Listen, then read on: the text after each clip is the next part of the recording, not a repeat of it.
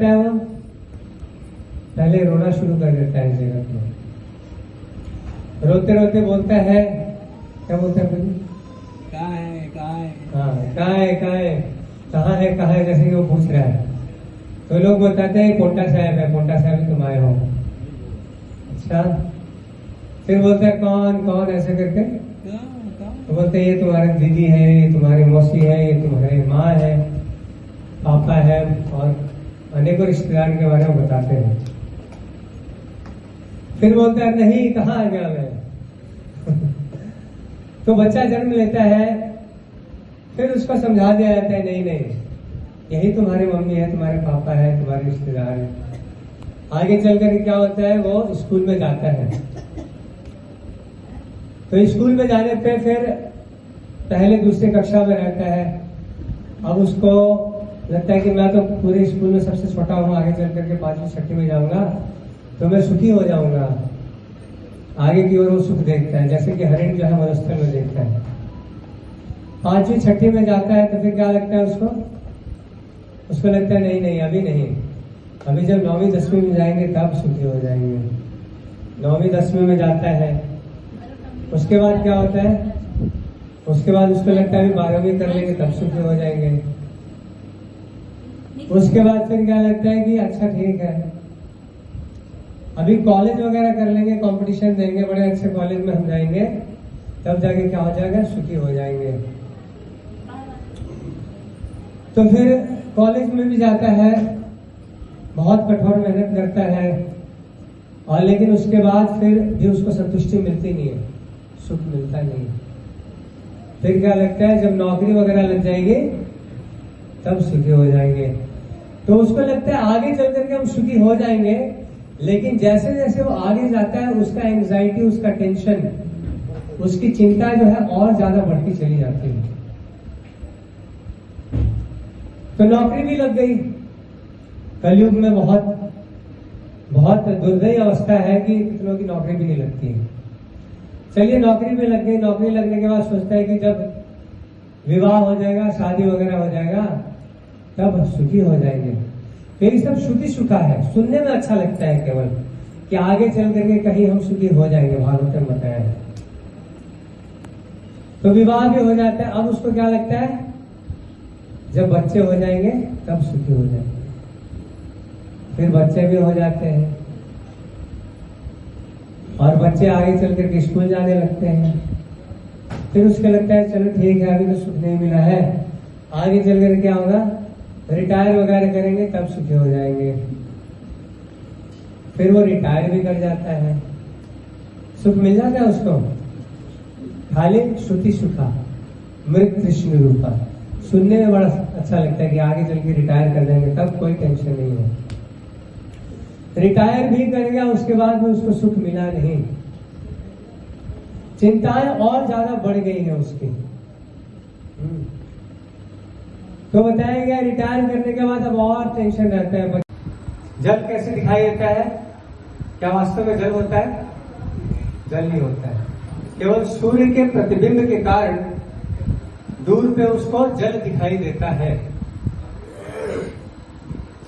तो मृग क्या करता है, हरिण क्या करता है, भागे भागे वहां पे जाता है जल की तलाश में।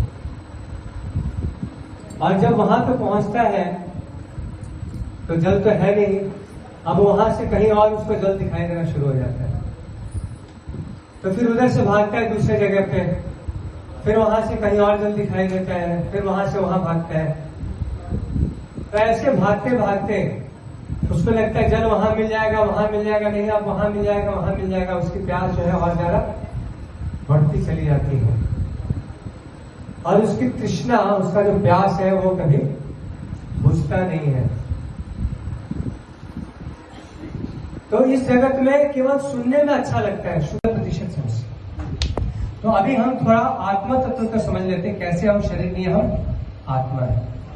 इसको लॉजिकली, एनालिटिकली, जैसे कि भगवान गीता में एक्सप्लेन करते हैं वैसा समझेंगे। तो इस मशीन को चलाने वाला ड्राइवर है आत्मा। आत्मा जब तक शरीर में रहेगा तब तक ये शरीर काम करेगा। आत्मा ने जैसे शरीर को छोड़ दिया, ये शरीर काम करना वहीं बंद कर देगा।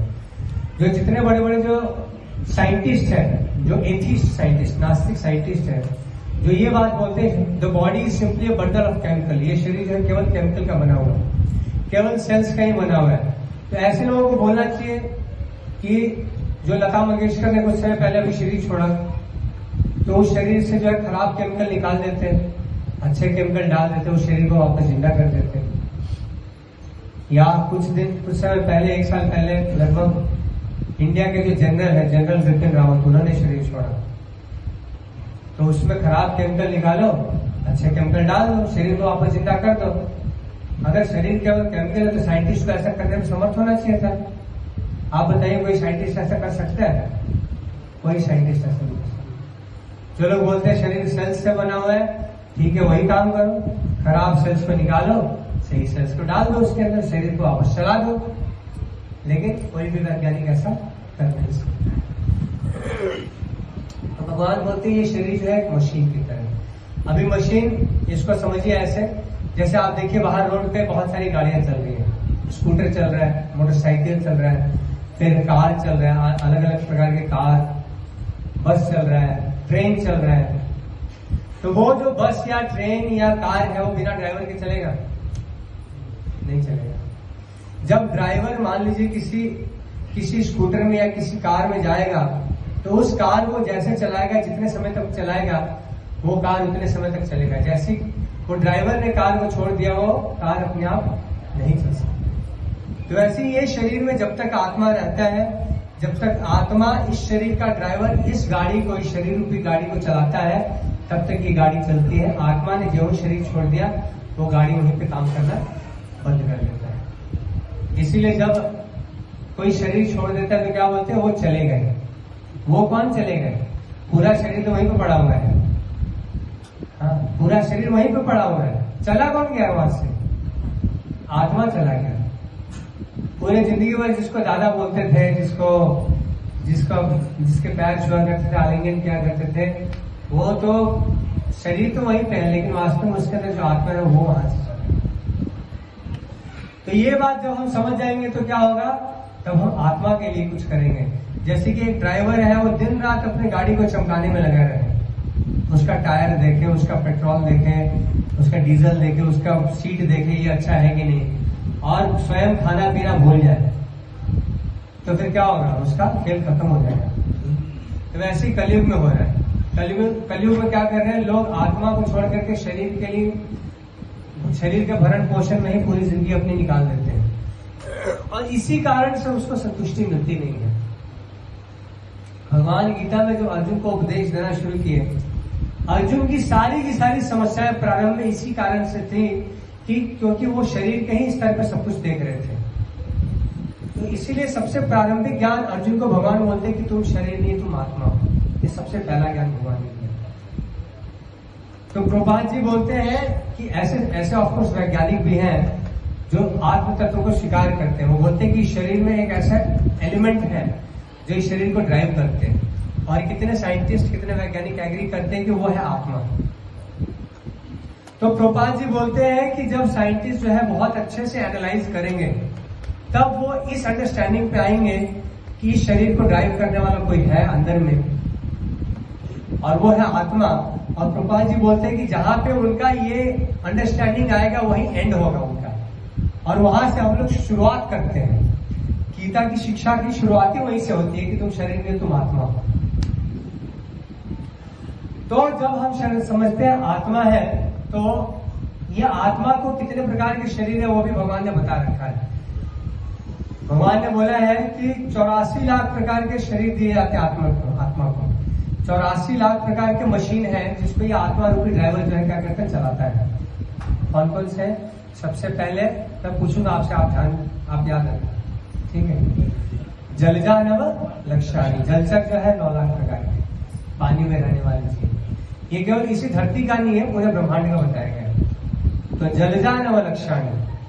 दूसरा स्थावरा लक्ष्मीविंशति। स्थावर मतलब कि जो पेड़ पौधे इत्यादि हो गए जो चल नहीं सकते, वो 20 लाख प्रकार के। फिर कृमियों रुद्र संख्या का, कीट पतंग कितने हो गए? 11 लाख प्रकार के। फिर पक्षी नाम 10 लक्षण, पक्षी जो है ऊपर आकाश में 10 लाख प्रकार के। फिर त्रिंशल लक्षाणी पशु, 30 लाख प्रकार के क्या हो गए? पशु हो गए। फिर चतुर्लक्षाणी मनुष्य, 4 लाख प्रकार के मनुष्य। तो किसी को याद है? माता जी आप तो बहुत समय से जुड़े हुए।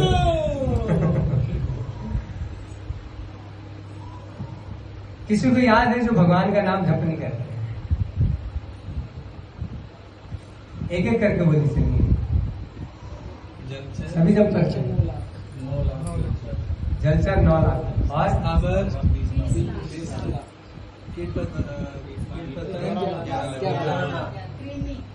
और पक्षी 30 लाख, पशु 4 लाख, प्रभु बोल देंगे क्या प्रभु बोल? जलचर 9 लाख, माइक दीजिए फिर सुनेंगे तो गिर जाएगा।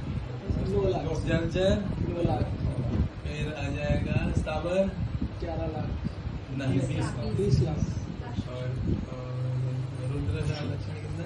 अपेक्षा थी इसलिए क्रोध आता है, और अगर नहीं मिलता तब तो क्रोध निश्चित आता है। तो काम क्रोध परायणा इहंते काम भोगार्थम मन्यायनार्थ संचय। भगवान बोलते हैं कि अब वो अपने इंद्रियों को तृप्त करने के लिए अनेकों प्रकार से, सही तरीके से या गलत तरीके से भी वो धन इकट्ठा करना शुरू करता है। इहंते काम भोगार्थम मन्यायनार्थ संचयान बोलते हैं इदम अद्य मया लब्धम इदम प्राप्स्य मनोरथम।